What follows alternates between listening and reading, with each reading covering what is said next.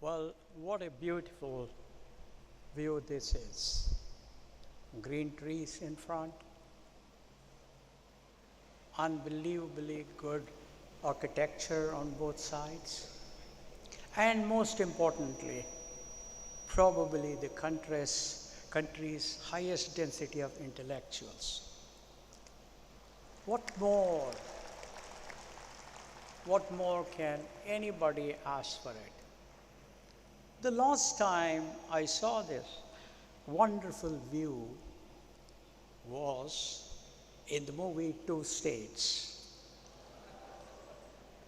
I can tell you folks, having watched so many of you pass through this, I am positive that batch of 2023 can give a tough competition to Alia Bhatt and Arjun Kapoor.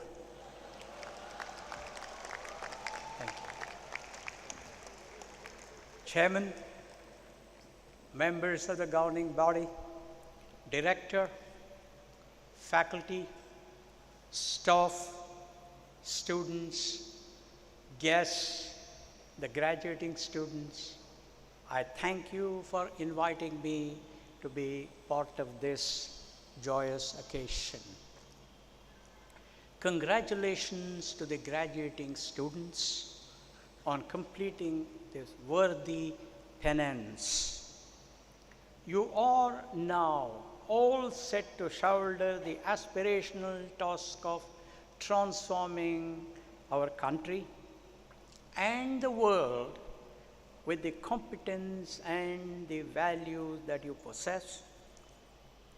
The knowledge, wisdom, writing skills, modeling, analytical thinking, Socratic questioning, group discussions, teamwork, and decision-making skills that you have acquired here from your revered teachers will definitely assist you in your future.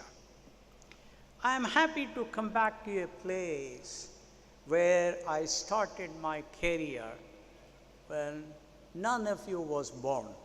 It was in 1969. I learned much being the chairman of this venerable institution from 2002 to 2007. Today, my talk will be very similar to the one I gave recently on the 40th year celebrations of Infosys, the company I founded. The context is different, but the lessons for both the graduating class here and the Infosys out there are the same. I have often been asked why I started Infosys. Let me answer that. I grew up in a family of 8 children, a mother, a father, and a grandmother. My father was a school teacher in a small town. It was drilled into my young mind that my fate would be limited by the circumstances that I was born into. The India that I experienced in my youth was a lower middle class India with small hopes and even smaller dreams. I had simply accepted that there would be a glass ceiling to most professional ladders in corporate India of those days. Corruption and connections in government were common for success in most businesses then. That retrogressive mindset of mine changed gradually when I started working in a French real-time software company in Paris more than 50 years ago. I learned 3 important ideas. The power of entrepreneurship in a free market in creating jobs and prosperity for the nation. Second, the beauty of an enlightened corporate democracy and the role of compassionate capitalism in building a prosperous and happy country. I was also influenced by the writings of Mahatma Gandhi, Max Weber, Franz Fanon, and Karl Polanyi. After learning these lessons, I decided to return to my hometown, Mysore, traversing Western and Eastern Europe, Israel, and West Asia, hitchhiking and spending just $4 to $5 a day. That journey irrevocably transformed me from a confused leftist to a determined, compassionate capitalist. After I returned to India, I decided to conduct an experiment based on these three important ideas that I spoke. My first attempt, Softronics, failed since there was no domestic market for software development in India at that time. I learned my lesson and started my second attempt, Infosys, after my stint as a general manager at Patni Computer Systems Private Limited. I collected a set of bright and value-based youngsters there to assist me in building Infosys.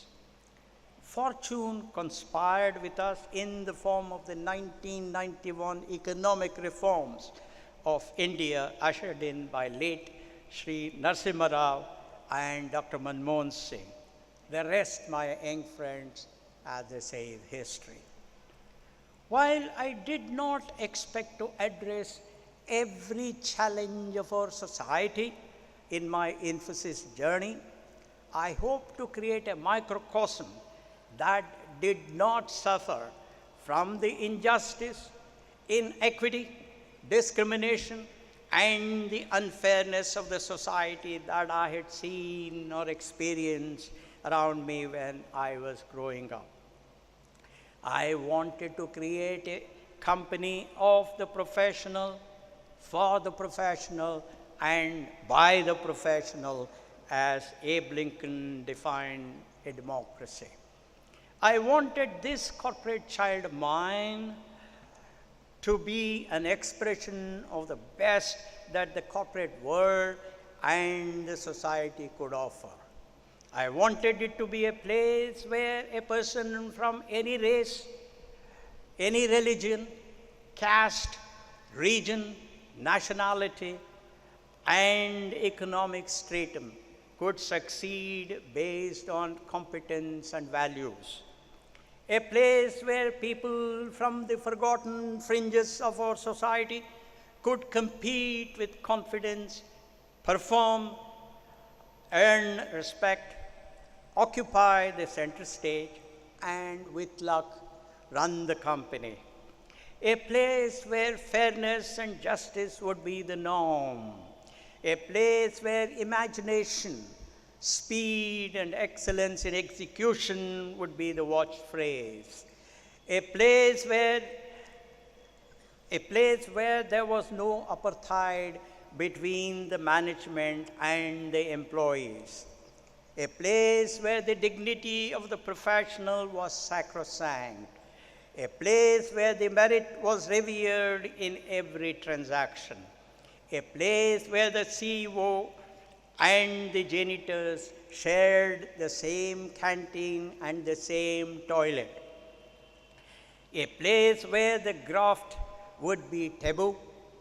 A place where people would celebrate deferred gratification, would not pilfer from the corporate kitty, and do what is right for the entire company. A place where the asymmetry of information between the management and the shareholders dissolved like dew on a sunny morning. A place where you could disagree but could not be disagreeable. A place where the seniors wholeheartedly and enthusiastically shared wealth with everyone who participated in generating it. And ultimately, a place where the inner voice exhorted every Infosian to demonstrate the best of entrepreneurship, compassionate capitalism, enlightened corporate democracy, and time invariant and context invariant values. This to me has been the Infosys I dreamed from the first day I discussed with my then friend and today my wife in 1977. Even today, my undying passion burns bright for these ideas that have made Infosys special.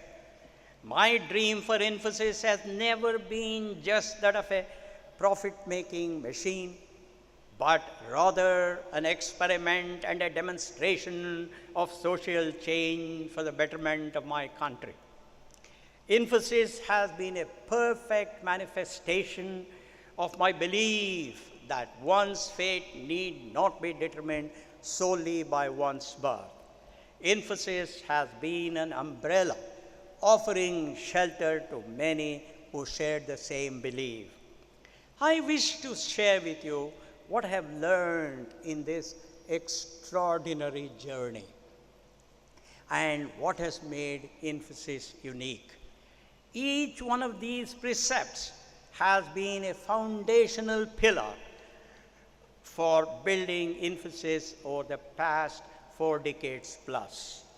My hope is that every one of you, whether you become corporate leaders, whether you become entrepreneurs, or whether you pursue the academic line, will find these ideals useful and demonstrate them throughout your career. First, a culture of meritocracy and values should determine the mindset of a company. Culture is the strong foundation on which the superstructure of aspirations, dreams, hopes, and their conversion to reality rest. Remember that Peter Drucker once said, culture eats strategy for lunch. Second, competence, commitment, and character are the essential ingredients for a company to earn the respect of the stakeholders and to achieve enduring success. The best management guru, my friend, sorry for saying it, is the market competition. Fourth, the most powerful instrument of a leader is leadership by example in demonstrating courage, sacrifice, hope, confidence, innovation, hard work, truth, fairness, transparency, accountability, austerity, discipline, a good value system, and most importantly, open-mindedness. 5, how you behave when you are on top and have power and wealth is your true character. In such moments, your grace, your courtesy, and your humility shown to others will reveal the real you. 6, a confident leader hires people smarter than himself or herself. Such a leader gets the best out of his or her people by creating an environment of openness to new ideas, values, meritocracy, fairness, transparency, speed, justice, imagination, discussion, excellence in execution, and questioning. Remember that questioning is the primeval soup of imagination. Without questioning, my young friends, there is absolutely no progress. 7, putting the interests of the company ahead of one's personal interest in the short and medium term results in the betterments of one's personal interest in the long term. 8, performance leads to recognition, recognition leads to respect, and respect leads to power. 9th, respect enhances trust in the company among stakeholders, leading to repeat business from customers, attracting quality employees and long-term investors. Respect also enhances cooperation from vendor partners, the government of the land, and the society. 10th, market access and talent access determine the success of a company. 11, sales and finance are the lifeblood functions of a company. 12th, price is what you pay and value is what you expect from what you buy. Every customer looks for the best value for money in every purchase. Therefore, a company that enhances differentiated value to the customers using continuous innovation will obtain premium pricing. Competing merely on price will restrict the company to a commodity market. My young friends, such company will eventually atrophy. 13, free cash flow is the best index of success of a company. You all know that profit is just an opinion. The real thing is cash in the bank.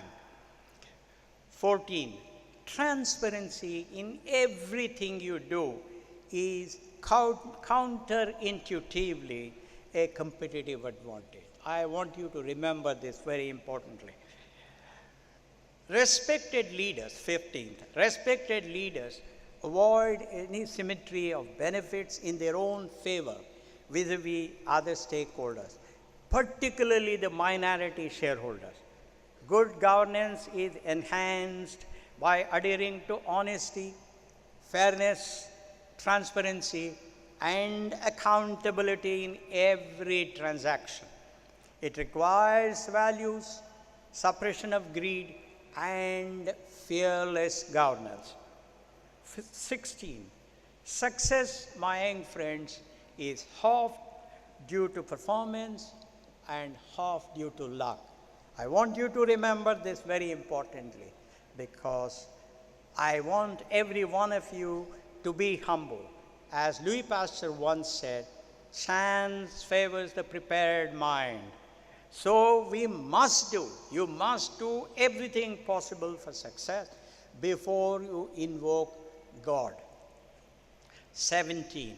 Fairness is the most important attribute for any decision. Practice the Latin proverb, audi alteram partem. That means listening to the other side.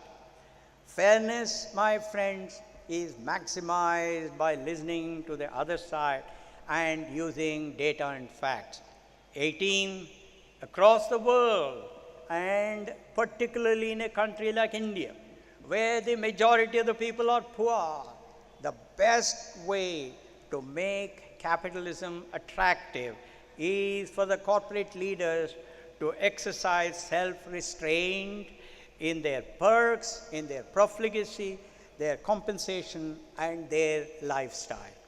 After all, remember the words of Socrates who said, the secret of happiness lies not in seeking more, but in developing the capacity to enjoy less. The last one, the 19th, and the most important one is, remember that the softest pillow is a clear conscience. Therefore, when in doubt, disclose. These ideals, my friends, I have expressed are not rhetorical. We at Infosys have lived them. We have fought for them. We have sacrificed for them. We have suffered for them. And we have celebrated them. In the future, at a time when there is fog on your windshield, I hope these time invariant and context invariant ideals will serve you in gaining clarity. Living these ideals has reinforced the eternal idea that the purpose of life is to leave our context a little better before we leave this world. These ideals, my young friends, define the finish line. Until these ideals become your second nature, my young friends, your journey and your mission will not be over. This is my charge to every one of you gathered here today, particularly the 600 people who obtained their degrees. You will have to live these ideals and bequeath them to the future generations. My hope for India of the future is that you, the future corporate leaders, the future academicians, the future entrepreneurs, will ensure that for all ages, for all seasons, for all regions, for all businesses, and for all people, our country will be led by the ideals I have laid out here today. Finally, be original, be daring, be unreasonable, be anything that will assert the integrity of your purpose. Thank you very much.